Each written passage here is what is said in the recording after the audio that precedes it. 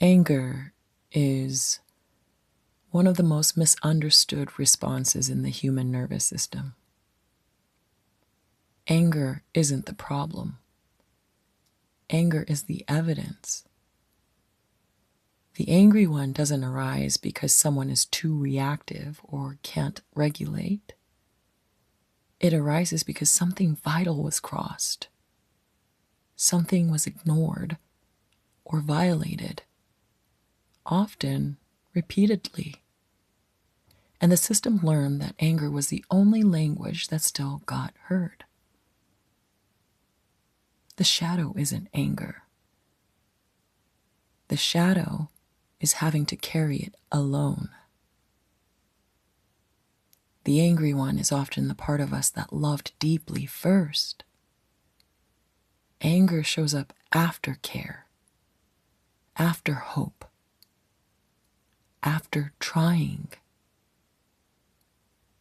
Anger is what love becomes when it's ignored for too long. Before we go any further, I need to draw a very distinct line. Anger is not destructive. Anger does not cause abuse. Entitlement does. Anger is a protective response the body releases to let you know a boundary has been crossed.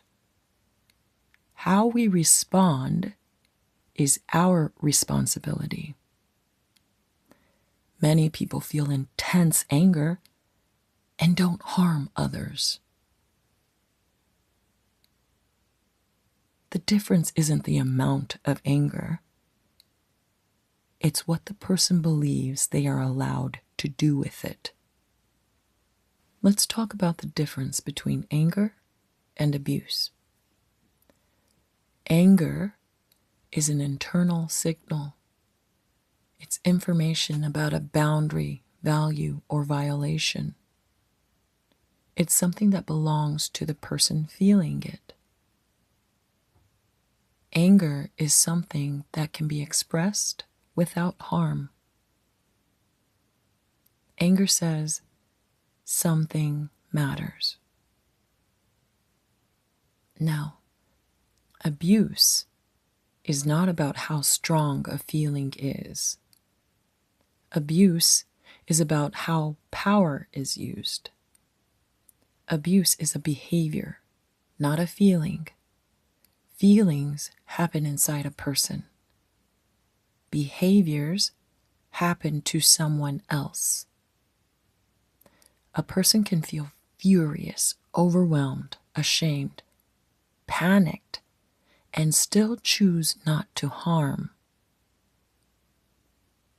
Abuse begins at the moment a person acts in a way that causes fear, injury, or domination.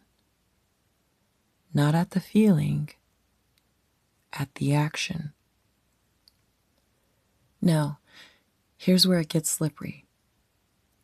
When using anger as permission, abuse often uses anger to justify harm. It sounds like, I wouldn't have done it if I wasn't so angry. Or, you pushed me too far.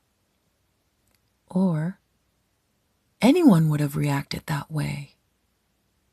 Or, I lost control. But here's the truth underneath. Anger didn't cause the harm. Entitlement did. Many people feel anger and pause. Abuse happens when someone believes their anger outranks your safety. That belief, not the emotion, is the danger.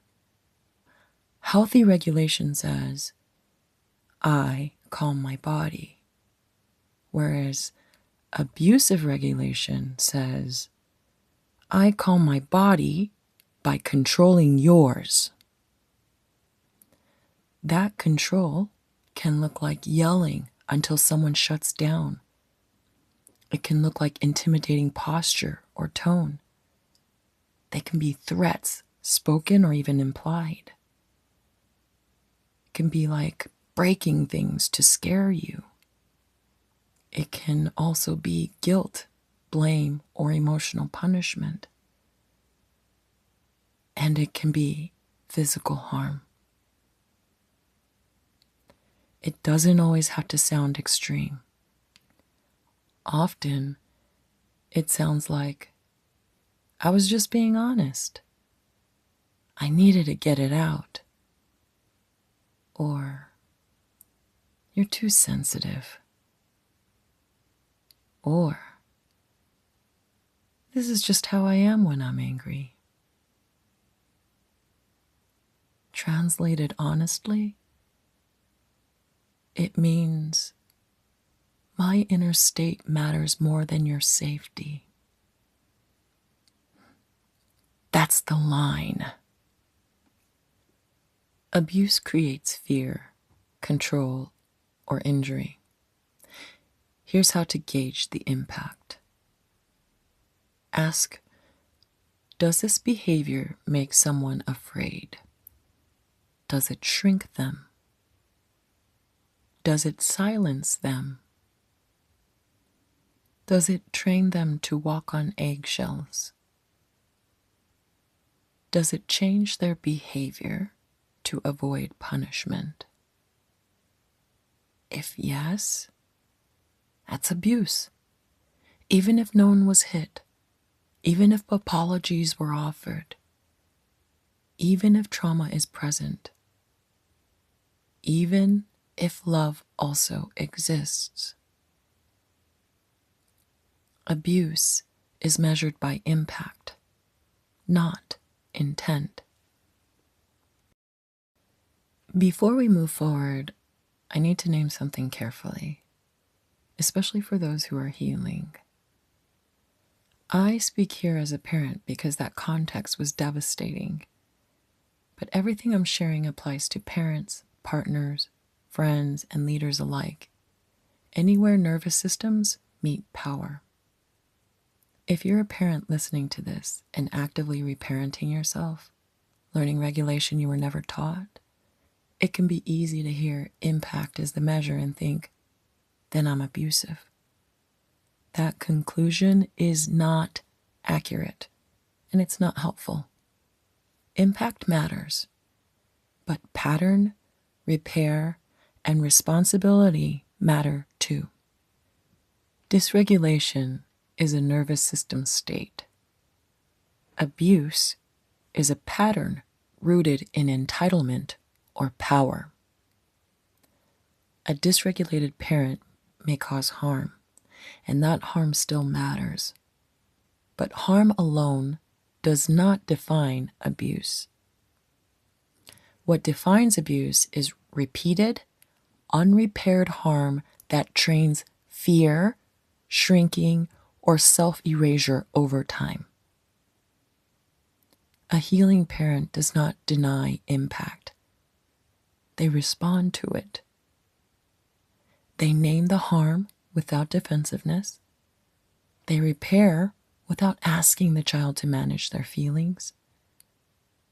They change behavior, not just language, and they learn to regulate internally rather than through fear.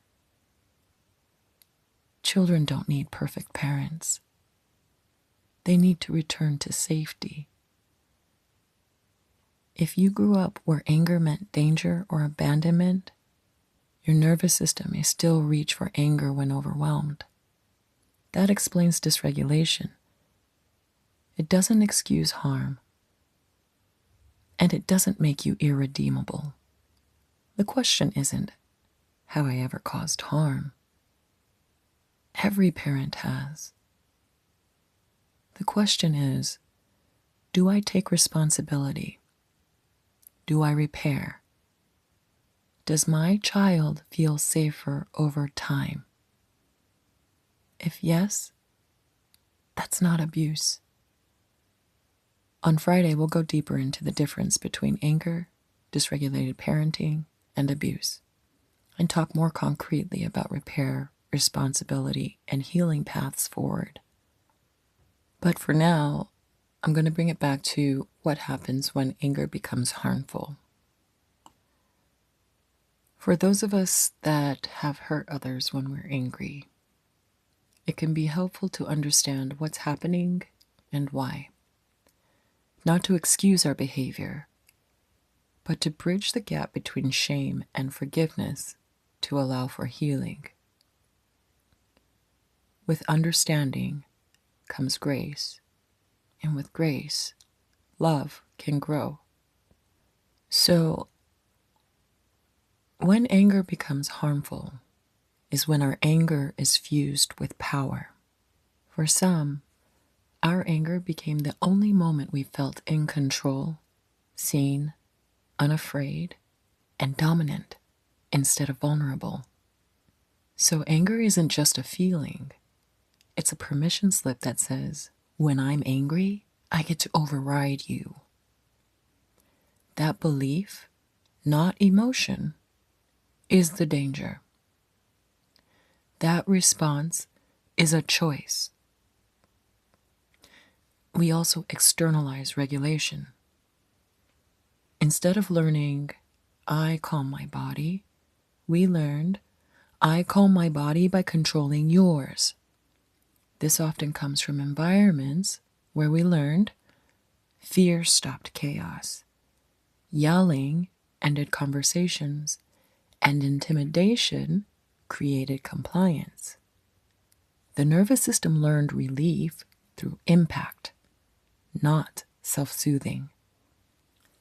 And lastly, there's often ungrieved shame underneath. It's not always obvious, but it's definitely present. Shame that says, if I feel this fully, I'm going to collapse.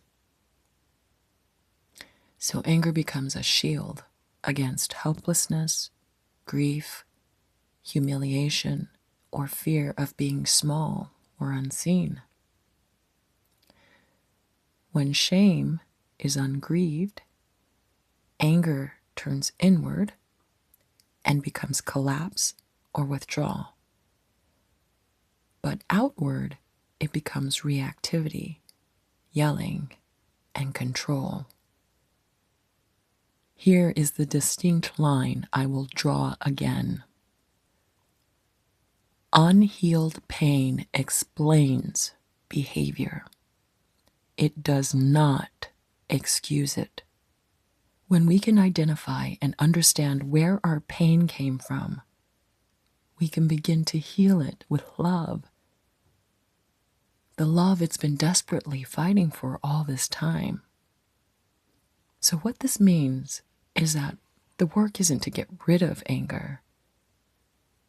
The work is to listen before it has to scream. This was part 1 of The Angry One in the Shadow Archetypes series. If this stirred something in you, whether you recognize yourself as the one who feels the anger, or the one who's been impacted by it, or both, that makes sense. Nothing here was meant to shame or accuse. This work is about clarity, responsibility, and safety. For now, I invite you to simply notice when anger shows up, what it's protecting, and whether it's being listened to early or carrying too much alone. You don't have to fix anything yet. Just observe.